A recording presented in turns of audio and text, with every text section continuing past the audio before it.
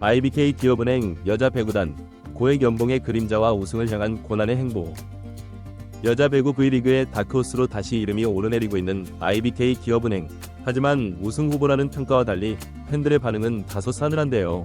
이유는 간단합니다. 고액 연봉자들이 많지만 성적은 기대에 미치지 못하고 있기 때문이죠. 임명욱이라는 V리그 역대급 리베로를 현금 트레이드로 품으며 다시 한번 본격적인 우승 도전에 시동을 걸고 있는 IBK. 그러나 그 뒤엔 냉혹한 평가와 팬들의 따가운 시선이 존재합니다. 화려한 연봉과 초라한 성적의 갈등. IBK 기업은행이 V리그 2025-2026 시즌을 앞두고 다시 주목받고 있습니다. 베테랑 리베로 임명옥을 도로공사에서 현금 트레이드로 영입하면서 전력을 한층 보강한 IBK는 이제 우승권팀이라는 말까지 나오고 있죠. 하지만 외부의 기대와 달리 팀 내부는 썩 평탄하지만은 않은데요. 팬들이 가장 민감하게 반응한 건 연봉 대비 퍼포먼스 문제입니다. IBK는 2025 시즌 기준으로 주요 선수들의 연봉 총합이 30억 원에 달하는데요. 이는 여자부 전체에서도 손꼽히는 수준이며 사실상 리그에서 가장 돈을 많이 쓰는 구단 중 하나로 평가되고 있죠. 하지만 성적은 이 기대를 충족시키지 못했는데요. 지난 시즌 4위라는 결과는 우승권과는 거리가 있고 팬들의 분노를 사기에 충분했습니다. 고액 연봉자들의 부진한 활약. 가장 도마 위에 오른 선수는 단연 이소영인데요. 연봉만 무려 7억 원. FA 최대로 영입됐지만 컵대회 직전 어깨 부상으로 시즌 대부분을 쉬었고 시즌 중 복귀 후에도 이소영다운 이소영은 볼 수 없었죠. 수비 커버력, 리시브 안정성, 강력한 공격 모두가 평소보다 떨어진 모습이었고 7억 몸값에 걸맞은 활약이었는가? 라는 질문에 많은 팬들이 고개를 저었습니다. 김희진의 경우도 상황은 다르지 않은데요. 연봉 1억 2천만 원으로 여전히 팀의 상징이고 리더지만 현실은 무릎 상태 불안으로 인해 시즌 내내 선발 출전한 경기가 단 3경기에 그쳤죠. 한때는 리그를 대표하는 스타였지만 이제는 경기보다 재활이 익숙해졌다는 농담까지 나올 정도입니다. 여기에 황민경 4억 5천, 이주아 4억, 육서영 3억, 김하경 1억 5천, 김채연 1억 3천 등 주요 선수들도 모두 억대 연봉을 받고 있지만 리그 최상위급 퍼포먼스를 보여줬다고 보긴 어려운데요. 특히 세터 김하경의 경기 운영에 대한 팬들의 불신은 여전하고 센터진의 블로킹 약점 또한 해결되지 않은 숙제로 남아있죠. 외국인 선수 빅토리아의 활약. 그런 상황에서도 유일하게 빛난 건 외국인 선수 빅토리아 데미도바입니다. 시즌 전체 득점 2위, 블로킹, 서브, 백어택까지 고루 갖춘 올라운더형 외국인으로 첫 해외 리그에서 불안한 스타트를 끊었지만 시간이 갈수록 발전하는 모습과 강한 멘탈로 팀을 이끌었죠. 실제로 트리플 크라운까지 달성했고 중반 이후엔 상대 집중 견제를 받으면서도 고군분투하는 모습을 보여줬습니다. 팬들은 빅토리아만 아니었으면 IBK는 6위도 가능했다는 말까지 할 정도였죠. IBK 부진의 구조적 원인. 그렇다면 IBK가 왜 이처럼 흔들렸을까요? 바로 주전 선수들의 잦은 부상과 폼 저하, 그리고 고액 연봉자들이 실질적인 기여를 못했다는 구조적 문제 때문입니다. 이소영과 김희진의 결장으로 인해 시즌 내내 완전체 라인업을 구성하지 못했고 외국인 선수 의존도가 지나치게 높아졌죠. 그로 인해 공격 루트가 단조로워졌고 토스 불안 문제까지 겹치며 후반기로 갈수록 득점력이 크게 떨어졌습니다. 임명욱 영입의 의미. 그런 가운데 이번 임명욱 영입은 단순한 수비 보강 이상의 의미를 가지는데요. 그녀는 6년 연속 베스트 7에 이름을 올린 살아있는 수비의 교과서이며 디그, 리시브, 수비 지표 모두 리그 1위였던 만큼 김채영과의 조합은 단숨에 리그 최정상급 수비진을 구축할 수 있게 만들 수 있죠. 그리고 이는 외국인 선수 공격 성공률을 높이는 간접 효과도 기대할 수 있습니다. 그러나 아무리 수비가 탄탄해도 고액 연봉자들이 제 몫을 해주지 않는다면 우승은 불가능한데요. 결국 이소영과 김희진 두 베테랑의 회복 여부가 IBK의 다음 시즌 성패를 가르게 될 핵심 변수죠. 특히 팬들 사이에선 이소영은 이제 풀타임은 어렵다, 김희진은 사실상 반은 은퇴 상태라는 냉정한 평가까지 돌고 있는 상황인데요. 이들이 다시 코트에서 살아날 수 있는지에 따라 IBK의 운명도 달라질 것입니다. 팀 운영과 팬 소통의 문제. 더불어 IBK 기업은행은 단순히 코트 위 전력뿐 아니라 팀 내부 운영과 팬 소통 측면에서도 숙제를 안고 있는데요. 연봉 총액이 공개된 이후 커뮤니티에선 성적이 이래서야 스폰서 입장에서도 민망한 수준이라는 반응이 나올 정도로 비판 여론이 확산되고 있죠. 구단의 연봉 구조가 선수단의 동기부여에 어떤 영향을 미치고 있는지 내부 문화에 대한 고민도 필요하다는 지적입니다. 또한 젊은 선수들의 성장이 더뎠다는 점도 향후 과제로 꼽히는데요.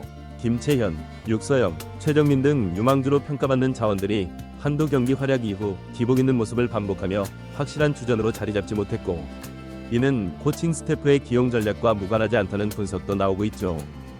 즉 전력 외적으로도 구단 전체가 한 단계 성숙해져야 우승 후보라는 말이 실현 가능한 조건이 되는 셈입니다. 2025-2026 시즌의 중요성. 2025-2026 시즌은 외국인 선수 빅토리아의 잔류 가능성이 높다는 점에서 이번 시즌이 IBK에게 승부수가 될 수밖에 없는데요.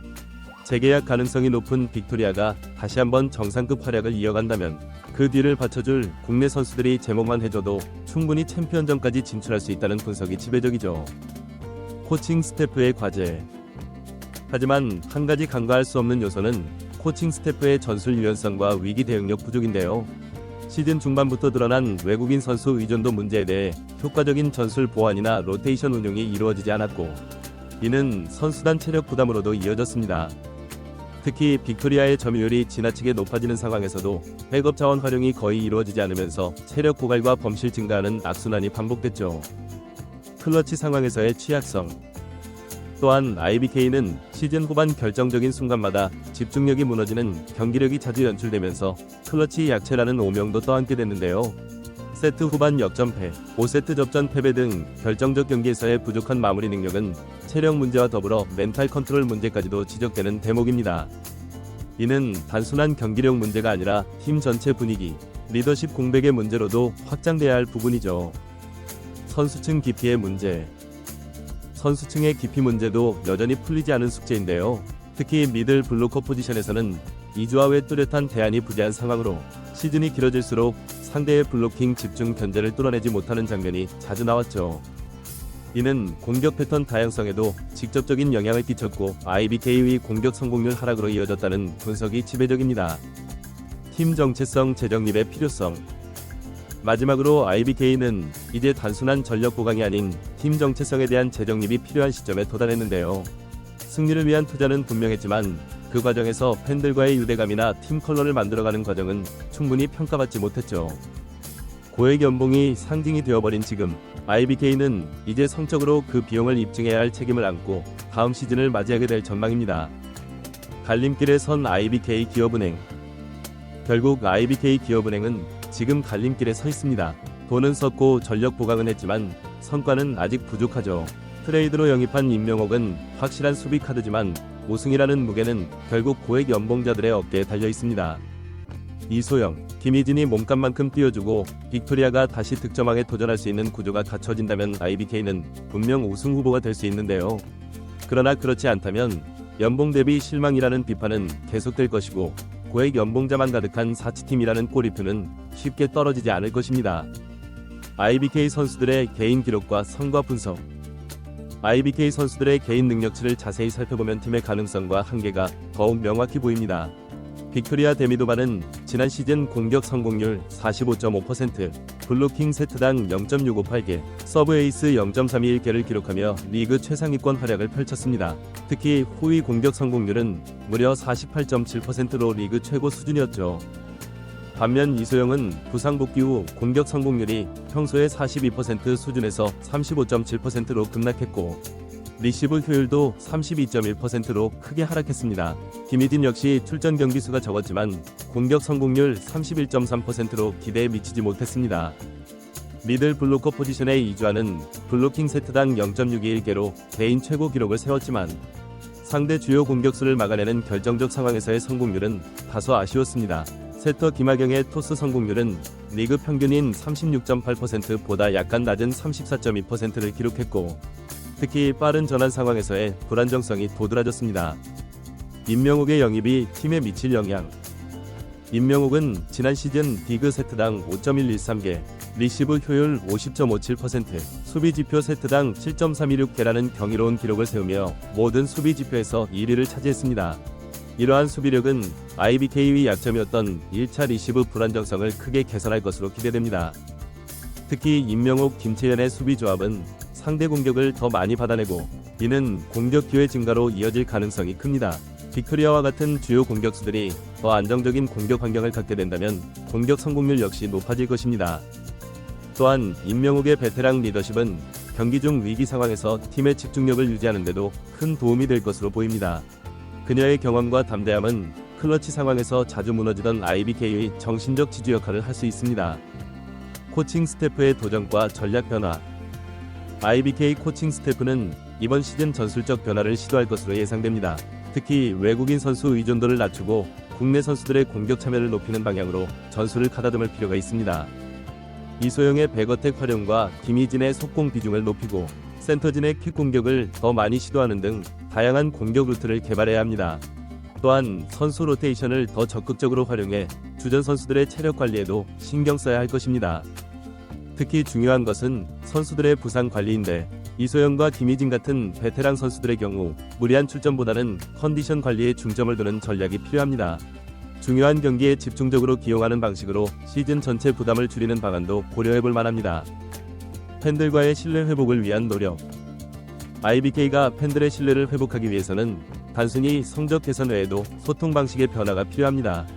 연봉 대비 성적에 대한 솔직한 평가와 함께 팀의 방향성과 비전을 명확히 제시하는 것이 중요합니다.